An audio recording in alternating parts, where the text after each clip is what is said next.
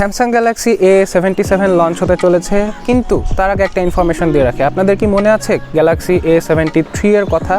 ওই 22 সালে লঞ্চ হয় একটা ফোনটা ছিল বড়লোকের শত্রু গরিবের বন্ধু বা পরম বন্ধু, এই টাইপের কিছু একটা। তো ফোনটা খুব কম প্রাইস রেঞ্জে বা খুব কম বাজেটের মধ্যে একবারে ফ্ল্যাগশিপ লেভেলের ফোনগুলোর মতো পারফরমেন্স ডেলিভার করতে সক্ষম ছিল, যে কারণে সাধারণভাবে একটা মানুষ চিন্তা করবে যে কেন আমি একটা কম দামে ফোনে যেই পারফরমেন্স পেয়ে যাচ্ছি সেই পারফরমেন্সটা পাওয়ার জন্য 1 লাখ বা 1.5 লাখ টাকা খরচ করে ওই এস সিরিজের ফোনগুলো আমি কিনতে যাব। সেই কারণে স্যামসাংয়ের নিজের কোম্পানিরই এস সিরিজের ফোনগুলো একটু কম বিক্রি হচ্ছিল, আর এ সিরিজের A73 ফোনটা একটু বেশি বিক্রি হচ্ছিল, যে কারণে এই A73 এর পর A74 এই ফোনটা স্যামসাং ক্যান্সেল করে দিয়েছে। অ্যান্ড এরপর এই ফোনগুলো আর কন্টিনিউ তারা করেনি, অফিসিয়ালি বন্ধ করেনি, বাট ফাইনালি তারা A77 লঞ্চ করতে চলেছে। এবং এই ফোনে কি স্পেশাল থাকছে আজকের ভিডিওতে আপনারা তা জানতে পারবেন। স্যামসাং গ্যালাক্সি A77 ফোনটা হচ্ছে লেটেস্ট এক্সাইনসের চিপসেট দিয়ে আসছে। এই চিপসেটে থাকছে 10 কোরের সিপিইউ, অর্থাৎ ডেকা কোরের একটা সিপিইউ আসবে এই ফোনে। সো এই জিনিসটা সুপার কোনো চেঞ্জ হয়তোবা হতে চলেছে।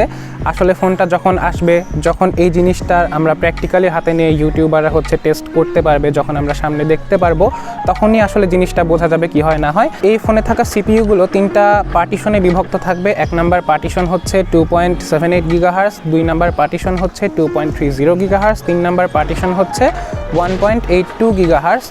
তো মোটামুটি একটা ভালো পারফরমেন্স আশা করি ডেলিভার করতে পারবে, যতক্ষণ না পর্যন্ত এর হচ্ছে প্র্যাকটিক্যাল একটা স্কোর আমরা সামনে দেখতে পাচ্ছি ততক্ষণ পর্যন্ত শিওরিটি দেওয়া যায় না।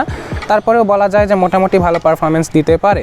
ছাড়াও ক্যামেরায় মেন ক্যামেরা হিসেবে 50 মেগাপিক্সেলের একটা ক্যামেরা থাকছে, প্লাস টেলিফোটো একটা জুম লেন্স থাকছে। ছবিও মোটামুটি ভালোই তোলা যাবে, এখান থেকেই বোঝা যায়, যেহেতু টেলিফোটো একটা জুম লেন্স থাকছে, আপনারা জুম করেও পোর্ট্রেট ছবিগুলো তুলতে পারবেন। তারপরে 55 ওয়াটের একটা হচ্ছে ওয়্যার্ড চার্জিং সিস্টেম থাকছে। তো মোটামুটি এই লিকগুলো আমাদের কাছে এসেছে, যেগুলো হচ্ছে মোটামুটি ফাইনাল।